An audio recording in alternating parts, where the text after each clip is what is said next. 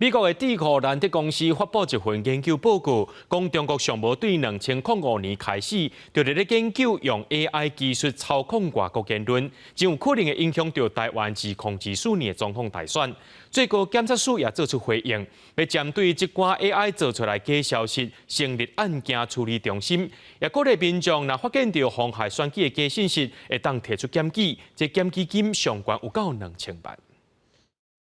现代科技直直咧进步，目睭看无一定是真的。即马 AI 技术毋但会当用伫写文章、制作人声，也通变出无共款的人面，真真假假，真恶分辨，也为咱2024年的总统大选带来危机。美国智库兰德公司最近发布一份研究报告，指出中国真有可能会运用 AI 技术，牵制假信息来影响台湾的选民。针对这寡形成式 AI 和深柜技术，咱国最高检察署也做出因应措施，要伫6都的7个地检署成立假信息案件处理中心。我们的原则大概有3大原则，第一个就是立即澄清，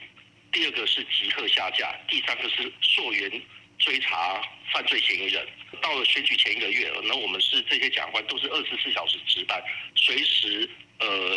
接受这个警察的报警指挥，或者是民众的检举电话。最高检察署表示，选举期间除了有检察官专案查班随时应对，另外嘛有含各大媒体平台开会过。选举期间若是有假信息，嘛要求媒体平台随落架。但是 AI 制造假信息的技术提升量更大，也让事实调查和辨认的时间变得愈困难。像我们最近有一个，不是说那个因为福岛核废水啊，怎么造成巨大的龙虾啊什么的，但是那个照片是 AI 生成的。在这个台湾的媒体生态系里面，我们目前是欠缺这样子的技术能力，所以我们必须要去跟工程师